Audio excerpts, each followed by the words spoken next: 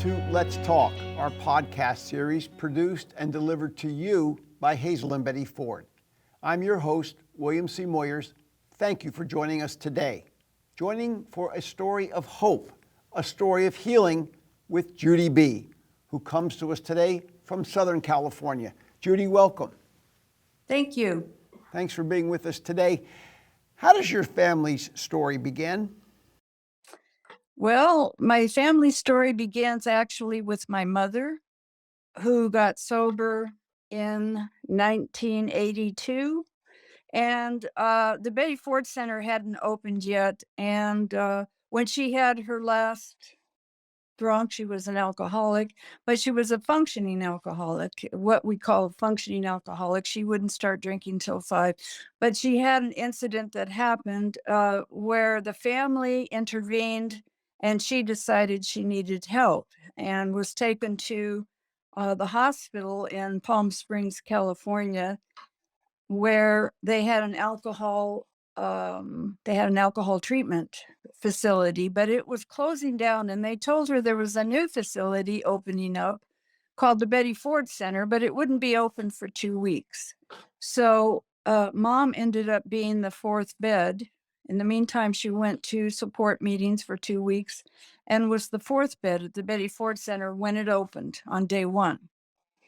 At that time, I think they only had 20 beds. And that's really where my story began and the rest of my family, because as mom went through treatment at Betty Ford, they also, many years ago, and I don't know if they have that today, they had what was called Family Week. And they pulled in all of us as the family, because it is a family disease, and started teaching all of us about the addiction and alcoholism, actually the same thing. So that's really where my story began and hers, through her recovery.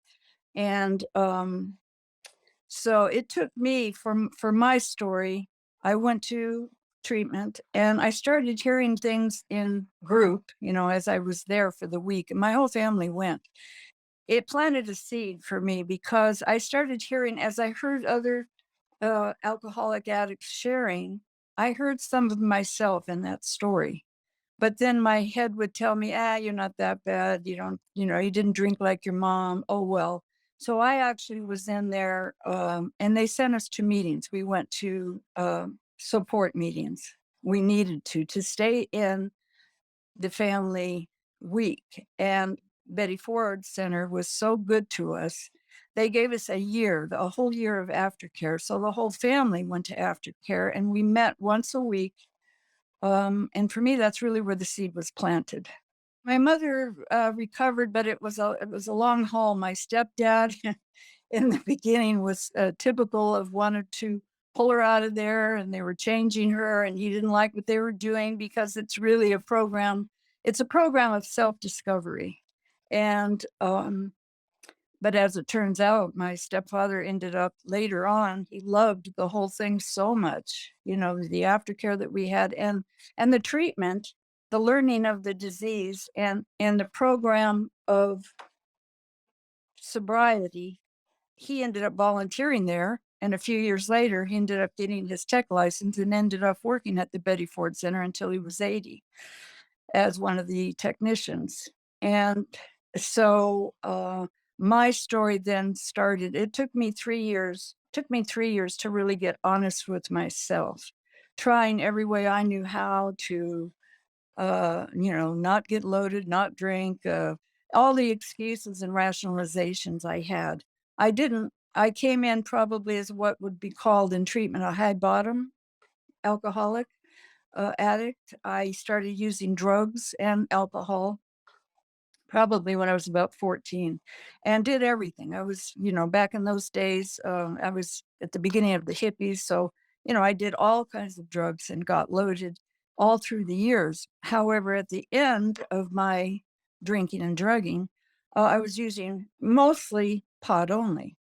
However, as I got sober, I realized I was also going to the cupboard at night when I couldn't sleep and chugging down the tequila. So it took me really 3 years. And for me, I believe today, looking back, it was a divine intervention when I decided I needed help. The meantime, for those 3 years, my mother stayed sober. And that's when I put myself in the Betty Ford Center as an outpatient.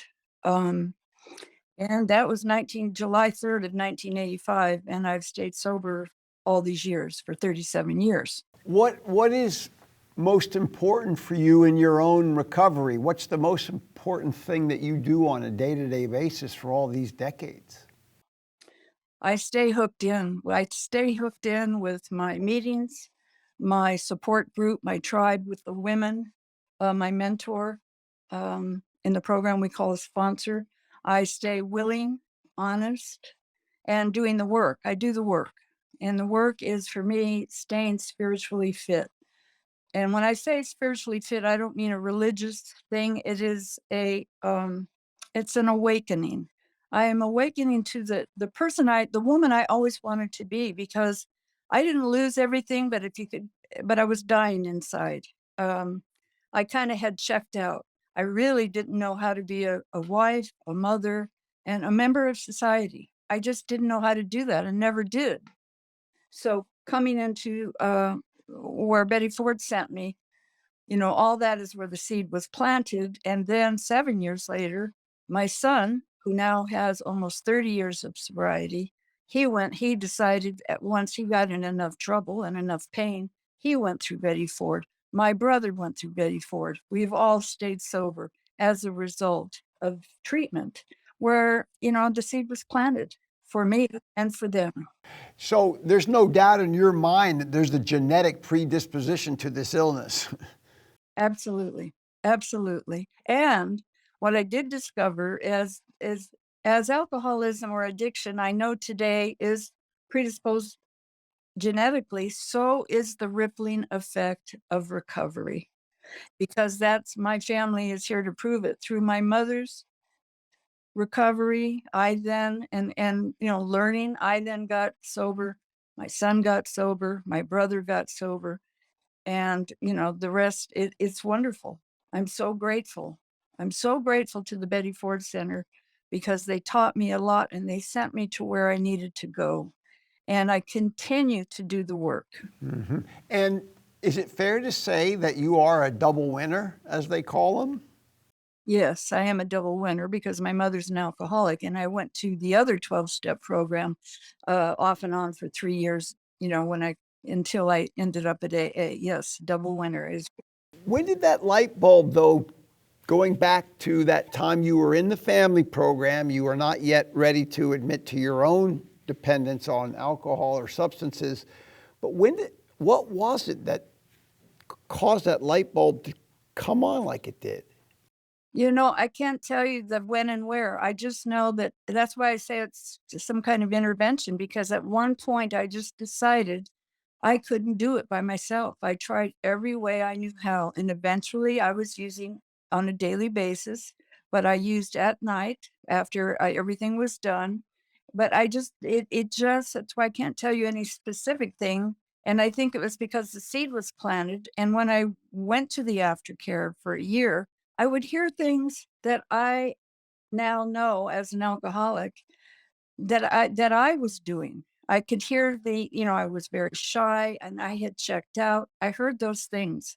So to me, it was just a divine intervention and where I decided I needed help.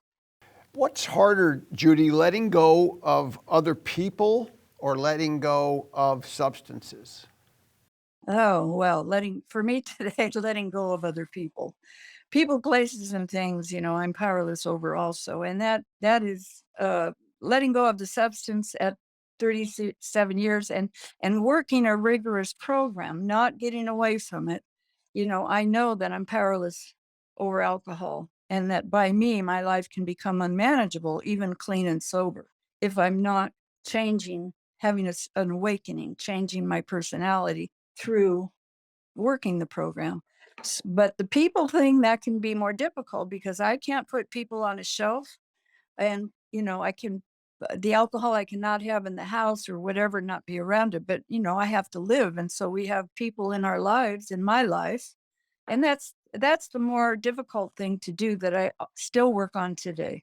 37 years along that journey, what is different about how you work your program of recovery today than, say, when you first came in, or 5 years in, or 15 years in? Really not a lot. I just do what I did in the beginning. I have more knowledge as I work, as I read, as I work. I have much more knowledge, and I've never stopped. I still have a mentor who guides me when I need guiding. I work with other women. That for me is working with the other women keeps me working the program. And that's a blessing. To me, it's an absolute gift and blessing because they keep me doing it. Otherwise, I feel like a hypocrite. If I'm not doing what I suggest to them, I feel hypocritical. So it keeps me in the program, in the meetings. And so I don't think that I look back in the beginning, I didn't understand like I understand today. And that probably just comes with age, doing work. Yes. What was it like? I'm talking to you in the late summer of 22. We're past the pandemic in terms of the massive amount of disruptions that it caused all of us, including those of us in the recovery community and in the treatment community. How did you navigate through that pandemic? Well, I navigate through Zoom, through Zoom and the telephone. I've never stopped working with the women I work with and guiding them and being guided. And I still go to the meetings on Zoom. Zoom has been a wonderful way for me to continue my recovery without having necessarily my age and my husband's age. We have pretty much stayed sequestered for about 2.5 years. And I know I would be halfway nuts if I didn't have what I have and working with others. And so it's been really Zoom and the telephone. Why is it so important to work with others who are either firmly ensconced in their recoveries, early in their recoveries, or still struggling with their substances? Why is that important to you 37 years later? It's important to me because it keeps me sober. It keeps me, it reminds me of what it was like that I never want to go back to. And it's a way of giving away what was given to me. I have to give it away. There was a woman there for me and women there for me when I first got sober who loved me until I could love myself, who taught me the road of recovery. And that's what's so important today because when I'm working with someone else, I'm doing the deed, I'm still doing the work. It's very, very important. And I have never in the 37 years stopped mentoring and working with other women. And I stick with the women. I was taught that early on to go to women, to the women. And and I didn't understand any of this in the beginning, how that was going to keep me sober. But I understand it today that, because women we think alike and we don't think like men and men don't think like us. And I'm so grateful for that. My first mentor taught me that. And she was a wonderful woman. What was her first name? Do you remember? Yes, I do. I can tell you her whole name. She was Mary Bell Sharvett, and she was in her 30s, very wise woman. She was in her 30s of sobriety, and she was in her 70s. She was very straightforward. She didn't fool around with this disease, and she worked with other women. There were 5 of us. She was my mentor for 5 years before she passed.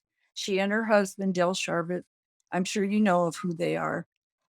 She gave me everything, really, she gave me, she backed me up and made me do these things. And I did them and I didn't understand why, but she intimidated me so much. And I wanted what she had.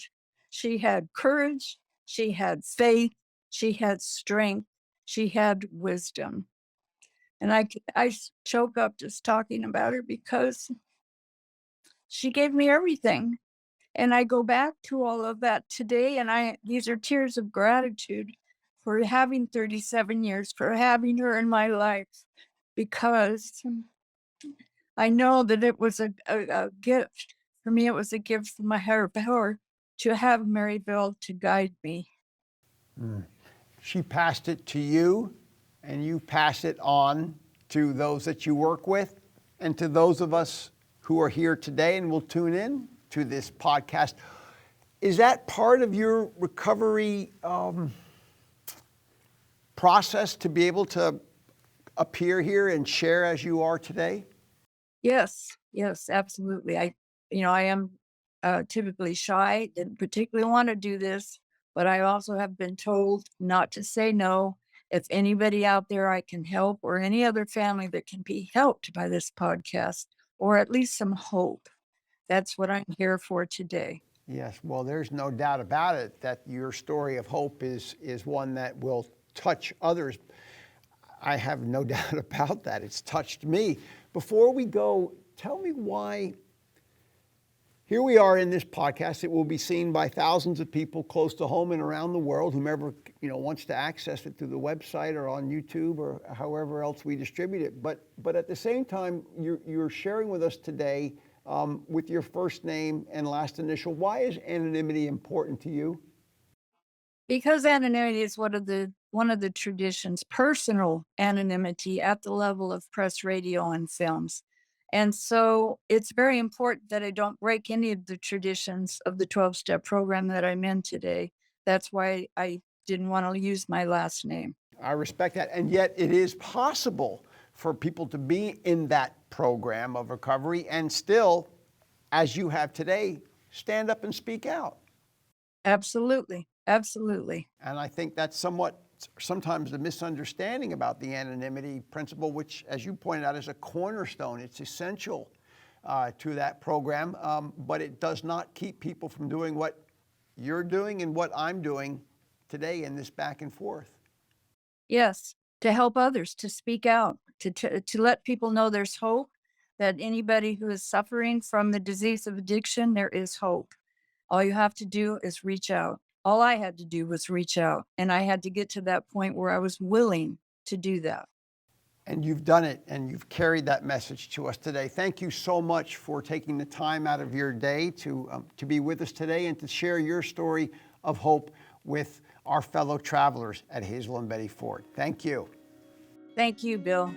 And thanks to all of you for joining us for this story of hope. Without a doubt, it is a story of hope. It's a story of family hope. It's a story of hope one day at a time that adds up to decades of recovery. On behalf of our executive producer, Lisa Stengel, and the crew at Blue Moon Productions, thank you for joining us today. We hope you will tune in, and we'll see you another time soon.